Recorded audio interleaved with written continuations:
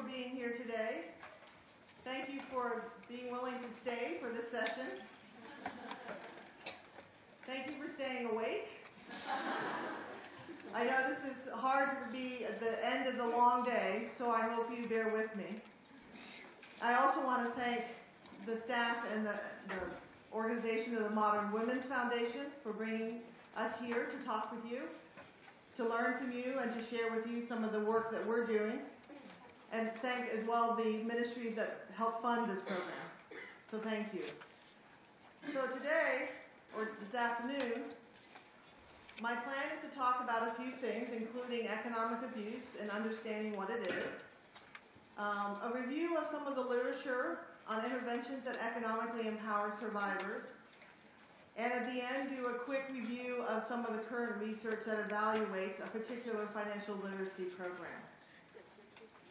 So we know, and you know, that millions of women experience intimate partner violence each year around this world.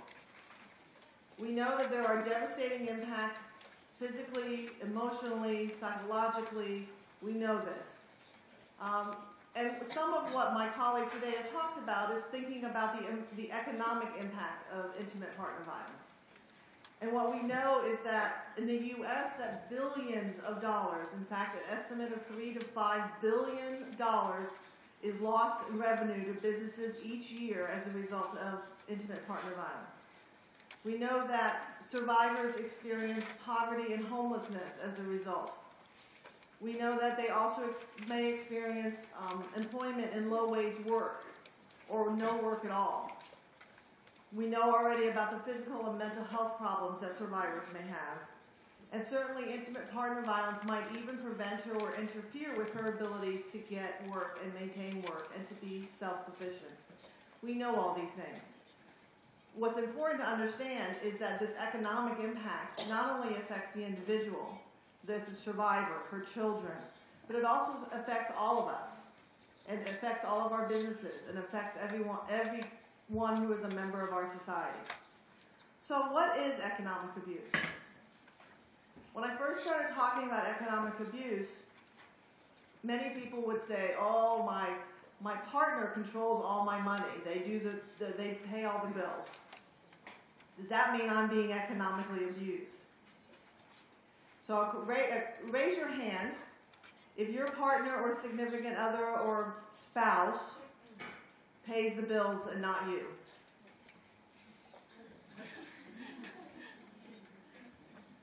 All the rest of you pay your own bills and manage your own checkbooks?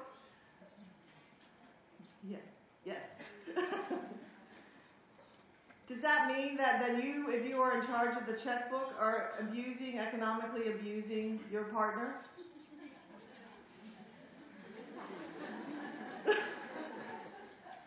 The difference between economic abuse and what I would call a healthy relationship around money is how decisions are being made. If it's a mutual decision that one person manages the money and the other one doesn't, but that they talk about how money is being spent and you talk about important decisions about when you're going to pay for a big thing like buy a house or buy a car or any expenditures, that there's a conversation and there's an opportunity to have a differing opinion and to come to a consensus. That's not economic abuse. It means that one person might be better at managing money. So for example, when I was growing up, very traditional household where I had a mother and a father who managed all the money, who managed the checkbook, who paid the bills, who worked outside the home. My mother worked inside the home. Very traditional type of arrangement. Does that mean my father controlled my mother economically? No. She still spent money. She was not good with numbers and was not good with managing a checkbook.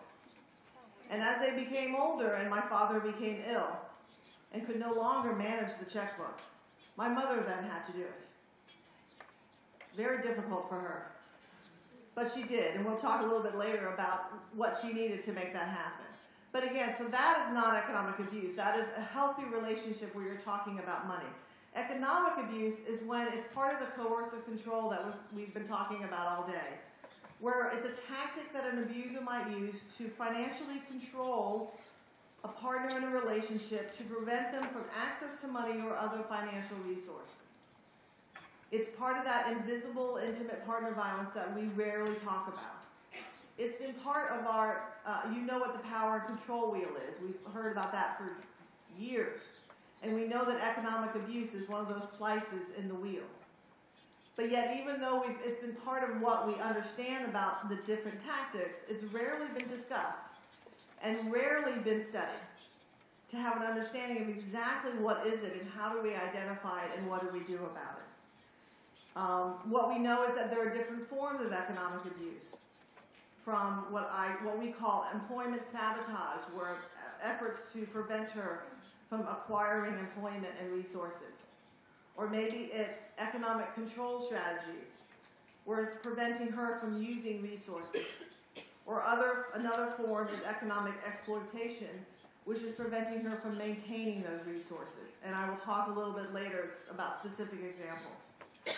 What we do know is that, again, we've been talking about economic abuse in our practice and in our work. And in research, we rarely measure it. We rarely ask questions. In fact, if you look at most of the research on economic abuse, you'll find that there might be only 1 or 2 questions in a large survey, where most of the questions are focused on physical violence or maybe sexual violence and probably psychological abuse. But rarely do they ask questions about economic abuse, or they just assume that economic abuse is the same thing as psychological abuse. From the research then, Adrienne Adams and her colleagues in Michigan created a scale of economic abuse, or the SEA. And this scale, they talked to hundreds of survivors and to practitioners and advocates and asked them all the different ways that a woman might experience economic abuse and what that means. And they came up with over 200 ways. It's hard to ask 200 questions of anyone. And so they kept shrinking the questions down until they got to 28 questions. We then took that scale and tested it with another group, several different groups of survivors, and further reduced the number of questions to 12. Because again, in thinking about asking questions or using it as a survey, we all know that sometimes we don't have enough time to ask that many questions. And so we ended up what we called the SEA 12, which are the scale of economic abuse 12 questions. And the questions include the 3 areas that I mentioned of economic control,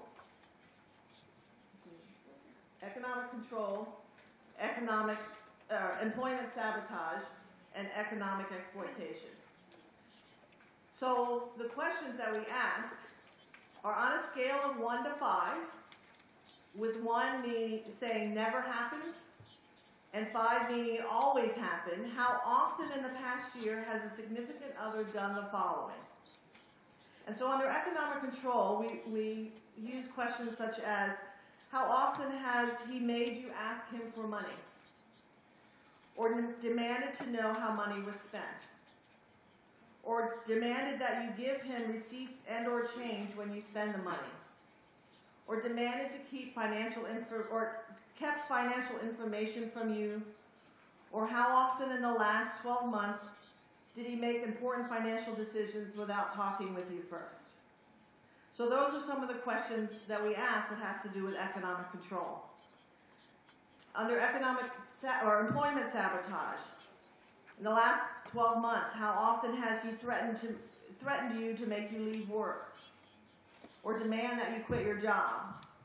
Or beat you up if you said you needed to go to work? Or do things to keep you from going to your job? And finally, economic exploitation. How often in the last 12 months did he spend the money you needed to pay rent or other bills? Pay bills late or not pay bills that were in your name or both of your names? Or build up debt under your name? Now, there's only 12 questions. clearly, there are many opportunities and examples of survivors experiencing different forms of economic abuse. But this at least gives us an overall view of having a better understanding of the types of abuse, economic abuse, that women experience. Now, going back to what I talked about earlier, where you have maybe one person is managing the money, and maybe that person does require you to bring back receipts because that's part of the way of tracking money. Again, that is not necessarily economic abuse. The issue relies on, are they demanding it? Do you not have a say? Is there no decision in how money is tracked, and you have to do what he or she says? So again, when we think about economic abuse, remember it's all part of a pattern of coercive control that happens over a period of time that often is built in with other forms of abuse. But this is one way to think about how someone might economically take advantage or control you or exploit you or sabotage your abilities to work. So the next question then we thought was, well, is economic abuse really so different from the other types of abuse that we study? Is it different from physical violence? Is it different from psychological abuse? And so we tested and compared, because we asked women, when we asked them about economic abuse, we also asked them about physical, sexual, and psychological abuse.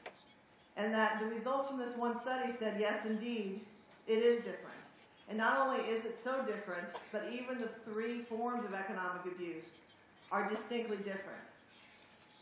So it's important that we've tested this with survivors of domestic violence.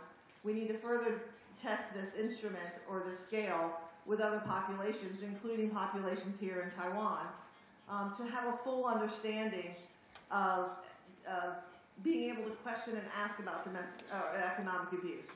Earlier, someone asked, is there a scale to measure coercive control? And I'm hoping that someday someone will come up with a scale, because it is helpful to have numbers. But keep in mind that while we're looking at numbers and percentages and have concrete data, that it's also important to know that women's experiences are much deeper than what these 12 questions capture.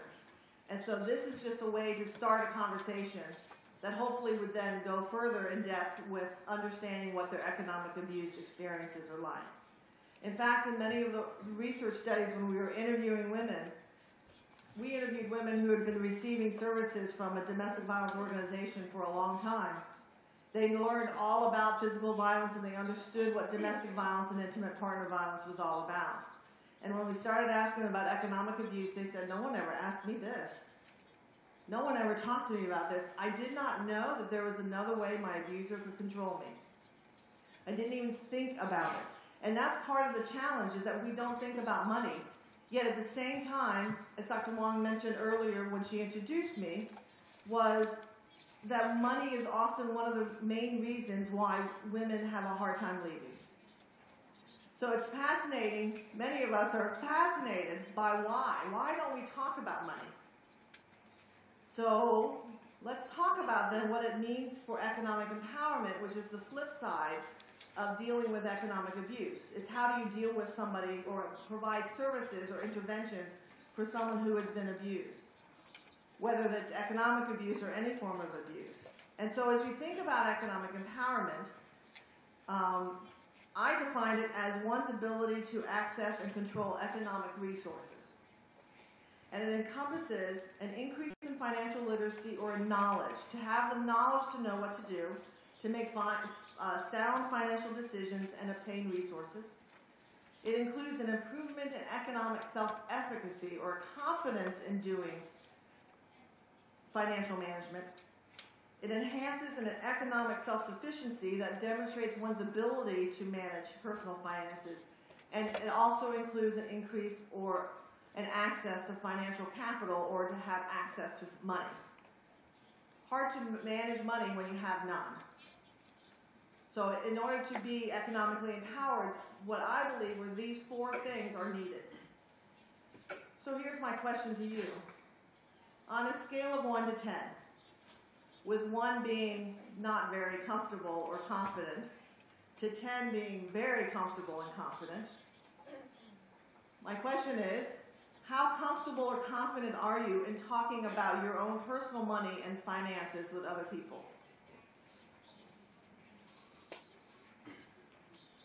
In the U.S., we have a saying, maybe here too, that there's certain things you never talk about with other people. You never talk about religion. You never talk about politics. And you definitely never talk about money. But yet, to be economically empowered, part of it is having that comfort in talking about money. How many of you, on a scale of 1 to 10, are confident or comfortable in your ability to budget, to track your resources, to save for the future? How many of you know where all your money is being spent? And do you have conversations with people about it? It's really hard to talk about money, and it's especially hard to talk about money with survivors. It's not so much, what I found in doing this research is that the women had no problems talking about it. That we had our own issues with it because of our own, we weren't comfortable. So I go back to the example of my mother having to manage the checkbook after my father became ill. And I think about was she economically empowered? Well, they had money. She had access to resources, so check. Did she have the knowledge? Well, we had to sit down and explain, this is what a checkbook looks like. This is where you put in the information for the checks, and when you put money in, you put the deposit line, and when you take money out, you write it down and make sure that, right? And this is how you balance a checkbook. So we taught her, we trained her, we did what she needed. She had the knowledge. Check. Did she have the skills? Did she have self-sufficiency? Yes, she had the capability. She had access to a calculator. She knew how to write things down. She had everything that she knew. She was able to do it. Check. Did she do it?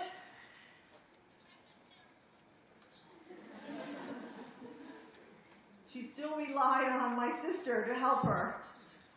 Why? Because she was missing one of the ingredients, which was she wasn't confident.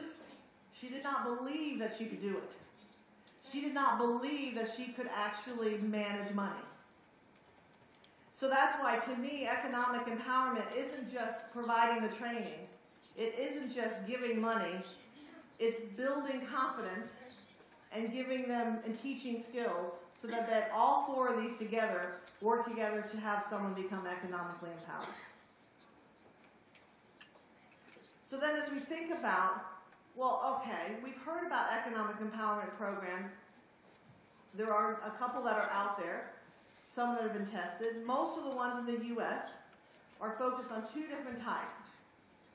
One type of economic empowerment program is what is called asset building programs, which is helping people save money, build up their assets, build up their financial portfolio to help them save money for the future, whether the future might be just to save money to have an apartment or to save money for a college education for children. The other type of program that's out there are what's called financial literacy programs, or programs that are training on the knowledge of financial management skills. So in talking first about asset programs, assets are things like financial capital, such as savings and investments, as well as property capital, such as home ownership. So when we think about asset building programs, it's helping someone increase their money, their savings, and their investments, as well as to help them find property, whether it's home ownership or rental property or somewhere that they have the property capital. Most of the attention in the U.S. has been focusing on individual development accounts, or IDAs. Do we have IDAs here in Taiwan? Has not come here yet. It will. It's sometimes called a matched savings account, where programs are developed where if I save $1 and I'm part of this program, that they will then give me additional dollars. They'll match however much I'm saving depending on the ratio.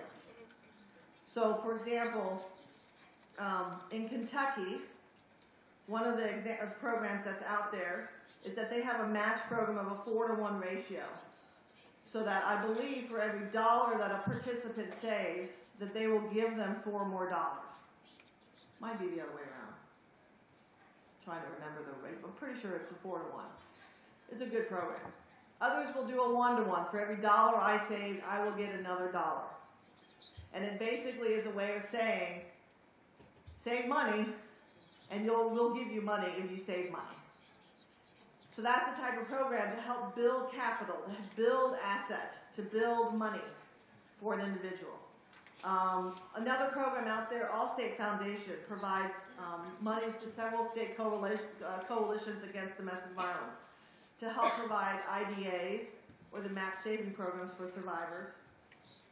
Another example of a program is Missouri has a program that looks at, again, the match savings as well as economic education and coaching. They've done limited evaluations of these programs and with some success. In fact, most of the asset building programs found that participants who are in those programs increase their confidence, their independence, and hope for a positive future. So again, this is one type of program, economic empowerment program, that's focusing on assets. The other type of program is on financial literacy programs. So in the last 15 years or so, especially in the U.S., there's been a lot of attention to help train and teach individuals, especially those who are considered at risk, about money and financial management. Certainly in 2008 in the U.S., when the market collapsed, and there were all these problems with people having homes that they could no longer afford, that a lot of it that people said was because it happened because no one was watching the banks and because people didn't understand what they were getting into. And so they started developing more and more financial literacy programs to help individuals understand money. Most of the at-risk populations include older individuals, younger individuals, high school, college students, as well as women. And often women are considered, some of the research has shown, that women are at greater risk of poor financial skills possibly because of divorce, that they have limited assets and limited money, possibly from a lack of education or an unwillingness to deal with numbers. And to those who are abused, if they're experiencing economic abuse, there's no access to money, and again, no understanding of how to manage money. So we have this growth in these programs to help individuals learn and that knowledge piece about financial literacy. In fact, in the state of New Jersey, where I work, they recently passed a law that requires all high school students in high school, I believe it's in their junior year, they must take a financial literacy course in order to graduate. So there's a lot of inroads, and I'm not sure how, and we'll learn more, especially if you come to the workshop tomorrow, about what's going on here in Taiwan. So what do we know about financial literacy in IPV survivors?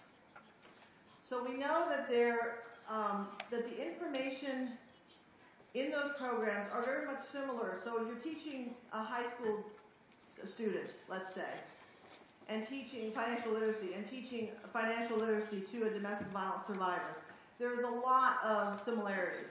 You still teach them about budgeting and saving money and opening up a checking account and managing a checkbook.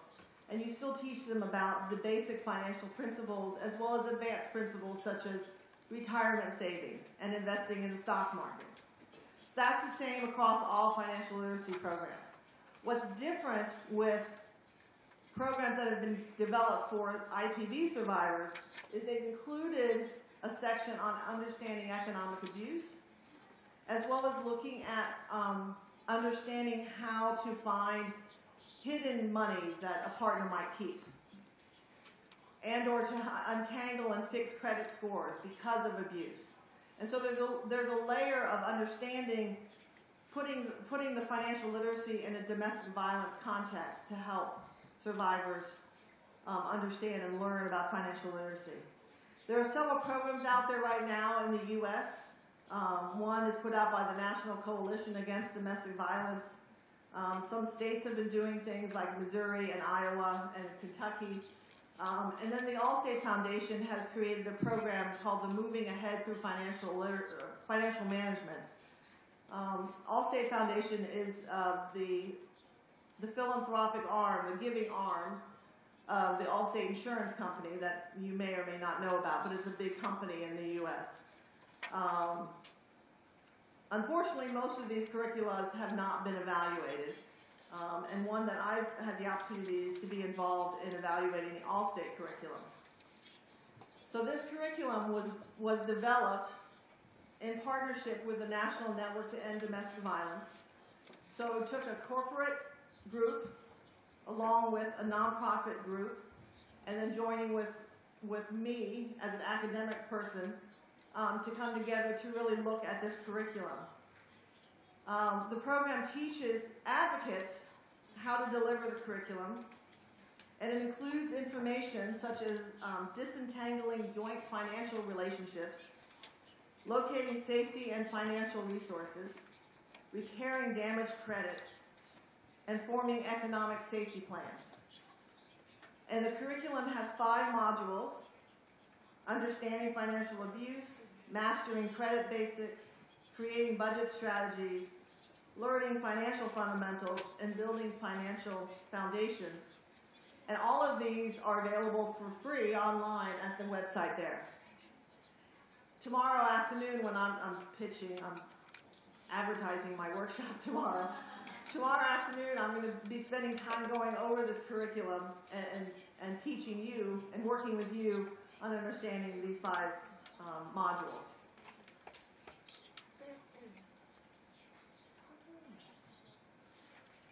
So what they did then is they hired us to evaluate the curriculum to figure out, does it work? And part of the evaluation wasn't, remember, going back to economic empowerment. It's not just that they have an increase in knowledge.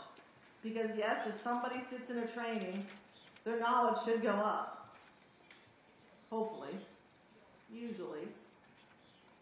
But it's also important to look at some of these other components of self-sufficiency, self-efficacy, as well as assets. And so we did this, and I'm going to spend briefly on this, that we recruited over 450 women from 14 different states in Puerto Rico, 14 different agencies, 7 different states and Puerto Rico.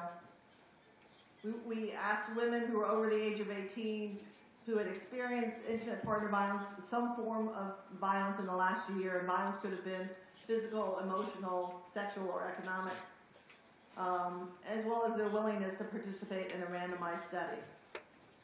We interviewed them 4 different times over a period of 14 months, whether face-to-face and then over the phone or in person.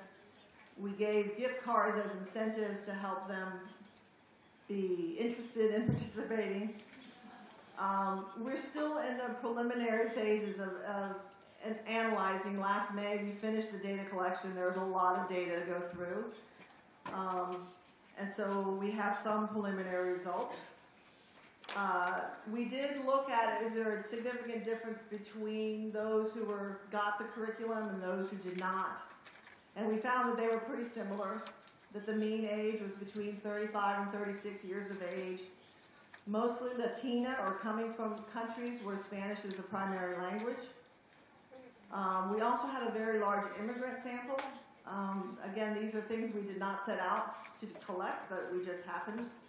I think probably because where we collected the data. And you can see that most had at least 1 child, that they were financially responsible, and that most of them did not make a lot of money, which again is typical of the type of clientele who gets services from these organizations, from the domestic violence organizations. We included a number of variables, and I'm not going to go through them. They're in your handout. You can read through them. But we were looking at a theory, what's called the theory of planned behavior, of what does it take for someone to change their behavior. Because we were interested in not only increasing their knowledge, but wanting to know, does the knowledge, the self-efficacy, and their self-sufficiency, does it change their financial behaviors? And if they change their financial behaviors, does it change their financial well-being and their emotional well-being? And so you can see we had all these different measures that we were looking at. So some of the questions I wanted to specifically show you and talk to you about. One is financial literacy. So this was the scale on financial literacy, and they're divided into what we call four subscales. So the first area was knowledge about obtaining resources. We would ask them, do they know how to get public assistance benefits? Do they know how to get the resources that are available in their community to help them leave their abuser? Did the women know how to get legal assistance and how to create a safety plan, a financial safety plan? And as you read through these, do they know how to create financial goals, create a budget, understand credit reporting, credit history, improve their credit rating, access their credit card report? As you read through these areas, ask yourself, do you know these things? Because when I first started working in this, I didn't know all of this either. I knew enough to manage my money, but I didn't know all of this. And so that's one of the things we found as a side effect of this program, is not only did we as researchers learn, but certainly the advocates also learned. Because many did not learn or were not taught about financial literacy and financial management. We also asked about how much do they know about their partner or joint assets. Do they know how to identify joint or combined financial responsibilities and assets, or identify partners' assets? Do they know how to invest savings, or plan for retirement, or plan for my estate?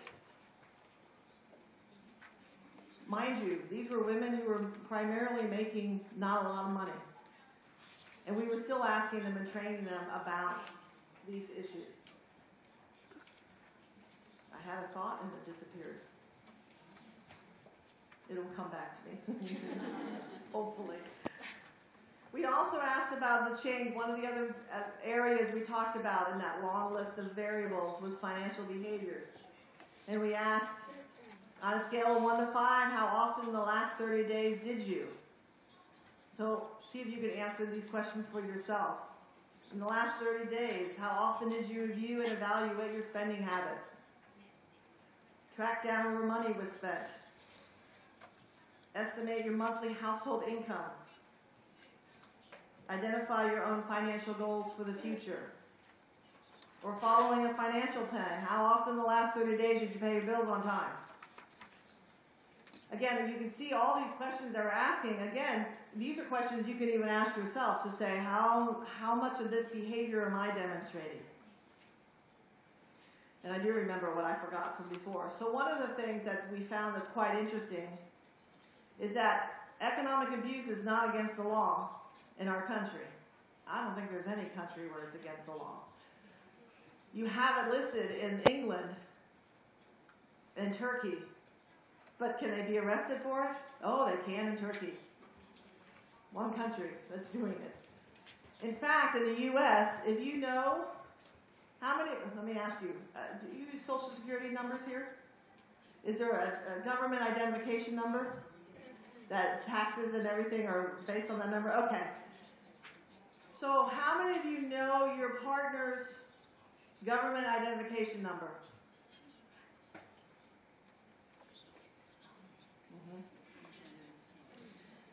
In the U.S., it's called a Social Security number. How many of you know the family's name of your partner's, the mother's family name of your partner? So your partner's mother, family name. How many of you know that? Right? Because we have a relationship with them. Those are things we share. Do you know what you can do with that information in the United States? With that information, you can open up a credit card in that person's name without them even knowing it. You can open up a new business and start a new business in that person's name without them knowing about it. You can do many things without the person knowing about it unless they're keeping track. So imagine the type of trouble that victims get in when they finally decide to leave and realize that their credit report or what we use in the U.S., and we use this thing called a credit report, which says how good you are at managing your money. That all of a sudden the government says you are not good at all because you have a failed business. You have credit cards without paying them off. You've taken out a lot of money and not paid it back. You've borrowed and not paid. And the woman goes, I didn't do these things. And they say, her husband did. Can the husband be arrested for doing it? Not in the U.S. If they're not married, he can be. But if they're married, she is just as liable for that debt. And just as liable for that happening. Makes it very scary to think about the damage that can be done. Because in the U.S., that credit report that I mentioned, nowadays, you can't rent an apartment without a good credit report. For some employers, you can't even get a job without a good credit report. They are checking those reports now. So imagine if you're working with a victim and you're trying to help her become independent and help her find housing and help her get a job, and she can't because her credit has been ruined by an abuser that she had no idea was going on. So that is part of why this is so important to have these conversations with survivors so that they not only can learn how to do the basic day-to-day money management, but also to realize what can happen to them and how to fix what has happened to them. We still don't have all the answers yet. We still aren't we need to do more work at getting this into the law, of having greater protections that they're not held liable when that happens. But right now, we don't have it. And I know Taiwan is, because the only country I know of that has it at this point is Turkey. So going back to this study, we interviewed women 4 times over 14 months. And what we found when we looked at it over the 4 times, that those who participated in the curriculum and received the curriculum showed a greater improvement in their literacy or their knowledge, in their attitudes, in their self-efficacy, in their self-sufficiency, in their motivation or the intentions to perform certain behaviors, as well as their financial behaviors. We saw an improvement in their behaviors. We also saw an improvement in their quality of life. We saw a decrease in financial stress, as well as a decrease in the perception of how difficult it was to live on their annual household income. Because as you know, for some people, $20,000 a year is not a lot of money. For others, it's enough to survive. So it's not so much the final number. For some people, $100,000 isn't enough to live on. It all comes down to the perception of how difficult is it to live on the income that I have. And what we saw was a decrease in that the difficulty in living on their income or improved or it, how can I say this? I'm stumbling over my words. They found it less difficult after getting the curriculum. What we didn't find at this point yet is we saw significant changes over time with both groups, those who got the curriculum as well as those who did not, on the PTSD, anxiety, depression, and the different forms of abuse. But we have a feeling that there might be some other factor that mediates or changes that relationship, and we're doing more analysis on that. So just some discussion then. That overall, we've learned that financial literacy programs are beneficial for IPV survivors to help increase their financial literacy knowledge and their behaviors, and will lead to economic empowerment. And that we've seen that they will lead to some short-term effects. We need to look at long-term effects. We need to more research and more analysis to look at how the different variables go together, and if that makes sense or not. We also need to look at best practices to figure out what is needed. Is it just financial literacy? Is it financial literacy and asset building? Is it just asset building? Is it something else in addition to those things? Is it, we don't know because this is such new information and new exploration.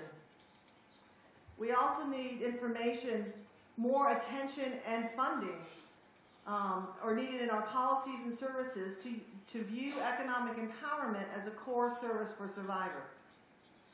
We're showing that there's evidence that this is helpful. Yet we're also seeing resistance from within the field saying, but I need to provide support groups. And we say, you need to, yes, support groups are important, but you also need to talk about money. And you need to talk about economic abuse, that can't be just left to the side or thought of that we should only do this with survivors who have money. Because what we found in talking to women is that they appreciated this. They felt a greater sense of control because now they knew how to deal with their money. Because as we know, money is such a personal thing. So by helping women understand money and how to manage money and how to move forward with money and possibly even giving them more money to help them with the assets or accessing the resources that are available, will help them become more confident and more sure of themselves and feel better.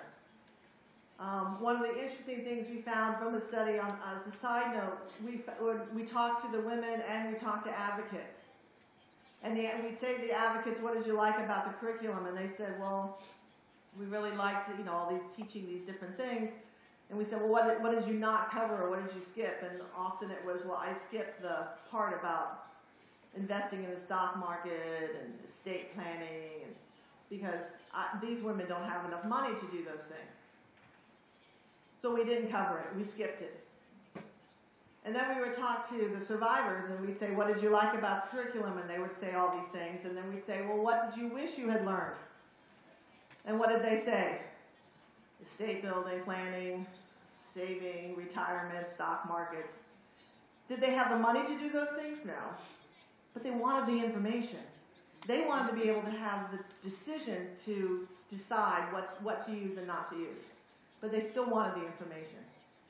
So it's important for us to recognize, as practitioners, as advocates, as law enforcement, that economic abuse is a distinct form of abuse that we need to be paying attention. It should no longer be invisible. It should be part of our everyday conversation so that when we start working with a survivor, that when we talk about physical violence, we should be talking about sexual violence, we should be talking about psychological abuse, we also should be talking about stalking, and we should be talking about economic abuse, because we need the full picture to have a good understanding of what's going on. We should be screening for economic abuse and looking at everything from the overt forms of economic sabotage, the more obvious forms that we understand, such as preventing them from going to work or harassing them at work or stalking them on their way to work. Those are some of the obvious forms that we would see, to maybe some of the less obvious or more covert forms of economic abuse, such as preventing her from accessing the money. Also, keep in mind, one of the other things in my closing thoughts is that economic abuse can happen even after the relationship has ended. Again, just because you've ended the relationship doesn't mean that you've forgotten the government identification number and the mother's maiden name. And how difficult is it? You can't change your mother's name. That stays the same. How difficult is it to change a government identification number? In the U.S., it's very difficult. So it's important to know that abuse can happen and can continue way past the relationship has ended. And it is probably another form of stalking, of a way to economically stalk them by disrupting them, keeping track of everything. And trust me, that economic abuse, we still are in the infancy as understanding it. It happens to every woman, regardless of how much money they make. In fact, it makes it really easy, at least in the U.S., for even women who are working, like myself. I work at Rutgers University. When I went through the orientation of my new job, they wanted me to sign up for automatic deposit of my paycheck. I don't ever see a check. I never have a check in hand. It goes into my checking account. Do you have the same here? So how easy is it if you have no control over the checking account to not even have access even if you are making money? So keep in mind that economic abuse happens across all levels, socioeconomic levels of survivors. And that, again, it should be something that we use on a regular basis. I think that is it for my time. So thank you.